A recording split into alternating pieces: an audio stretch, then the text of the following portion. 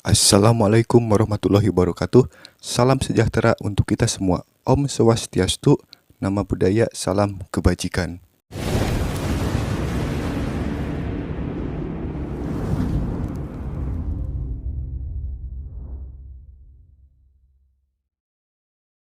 Teman-teman, beberapa hari yang lalu baru aja diadakan semacam diskusi para baca pres dengan Mbak Najwa Shihab di Universitas Gadjah Mada, Yogyakarta. Acara tersebut diberi judul Baca Pres Bicara Gagasan. Acara ini dihadiri 3 baca pres yang hari ini di bursa, yaitu Bapak Prabowo, Bapak Anies Baswedan, dan Bapak Ganjar Pranowo. Ada sebuah statement yang saya sangat tertarik untuk dibahas, yaitu statement dari Pak Anies. Simak videonya berikut ini. Inginkan agar kesempatan pendidikan ada di mana saja, lalu kesempatan kerja setara. Dan itu artinya menambah kota-kota di seluruh Indonesia sebagai pusat pengembangan perekonomian. Perekonomian kita hari ini tersentralkan di kawasan Jawa bagian barat, khususnya Jakarta, dan kawasan Jawa. Kita menginginkan dan merencanakan kota-kota di seluruh Indonesia minimal 14 kota menjadi mesin penggerak perekonomian yang memungkinkan bagi semua untuk bisa mendapatkan lapangan pekerjaan yang setara. Dalam video tersebut, Pak Anies mengungkapkan bahwa ia akan menyetarakan distribusi lapangan pekerjaan agar lapangan pekerjaan tidak terkonsentrasi di Pulau Jawa dan tidak hanya berpusat di kota-kota besar saja. Kemudian konkretnya ditanyakan oleh Mbak Najwa. Simak lanjutan videonya di bawah ini. Bukan hanya di kota besar, tapi juga di kota menengah kecil, sehingga anak muda tidak harus pindah ke kota besar untuk dapat pekerjaan. Ya. Konkretnya bagaimana, Mas? Bagaimana agenda prioritas itu bisa Anda wujudkan? Pelaku ekonomi mikro adalah penyedia lapangan pekerjaan yang paling cepat dan paling banyak. Paling cepat, paling banyak. Itu pelaku ekonomi mikro. Misalnya saya beri contoh. Sewa sebuah garasi, sewa sebuah lahan, diubah menjadi sebuah warung, diubah menjadi tempat konveksi, itu langsung dia menyerap tenaga kerja. Cepat sekali. Nah, sektor mikro ini mayoritas informal. Nah, sistem pembiayaan kita itu mengasumsikan hanya membiayai sektor formal. Jadi usaha-usaha yang formal mudah mendapatkan akses perbankan. Tapi usaha-usaha yang sifatnya informal dan mikro, persyaratan perbankannya rumit sekali. Jadi konkretnya melakukan reform di dalam perizinan untuk mikro supaya lebih mudah. Yang kedua, mereform. Baik, sebenarnya masih agak panjang video penjelasan dari Pak Anies. Tapi intinya Pak Anies mengatakan bahwa untuk pemerataan distribusi kesempatan kerja agar anak muda tidak pindah ke kota besar. Kuncinya ada di keberpihakan pemerintah pada usaha mikro. Terkait dengan migrasi, teorinya ada banyak.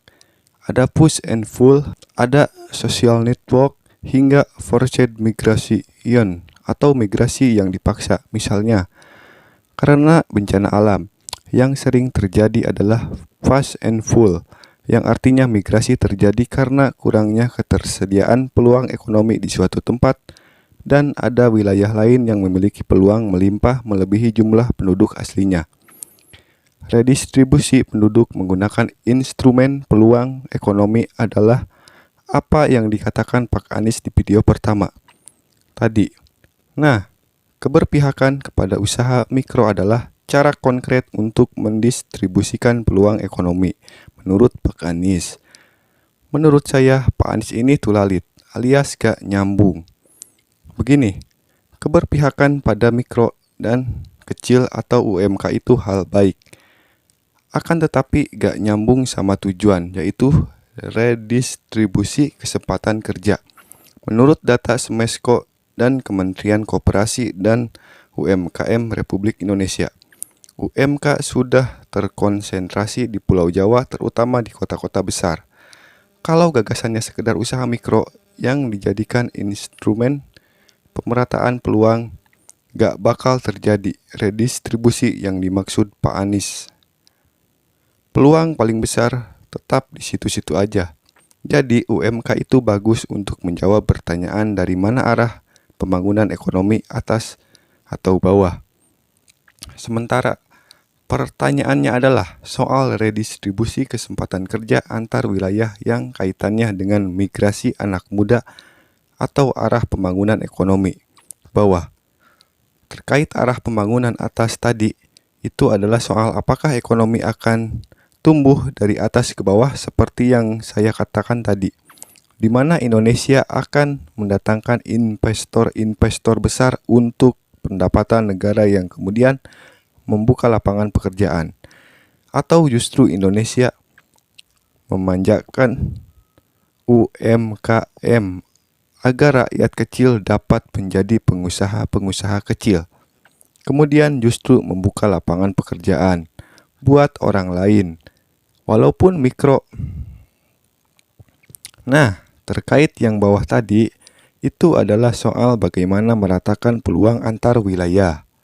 Soal ini menurut United Nations Population Fund, kuncinya adalah memasukkan disparitas regional atau potensi ekonomi masing-masing wilayah untuk dimaksimalkan ke dalam agenda pembangunan ekonomi.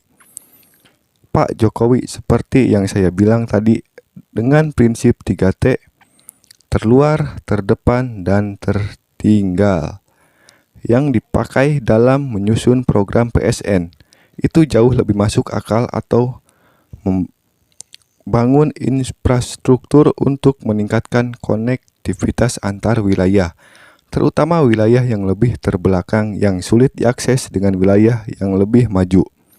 Itu pun yang sudah dilakukan Pak Jokowi. Maka gak heran di era Pak Jokowi ketimpangan turun drastis dari rasio 0,404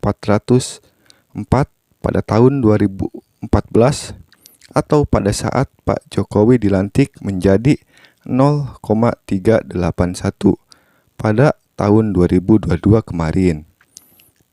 Kedua, begini Pak Anies, masih menurut UNFPA, tren mobilitas penduduk di Indonesia pasca 2015 itu sudah bukan lagi berpindah jarak jauh kemudian menetap atau migrasi, melainkan mobilitas jarak dekat dan tidak menetap atau commuting. Seharusnya troubleshot Pak Anies menangkap fenomena ini. Bagaimana daerah penyangga mendapat keuntungan sebesar-besar dari kota induk, terutama terkait peluang kerja. Migrasi jarak jauh menetap itu konsep jadul, Pak Anies, apalagi meratakan peluang kerja dengan menggairahkan UMKM yang sebenarnya sudah terkonsentrasi di Pulau Jawa dan di kota-kota besar saja. Itu ya ngawur lebih tepatnya, alias tulalit. Masalahnya di mana, solusinya di mana? Saya Agung Prigiawan, wassalamualaikum warahmatullahi wabarakatuh.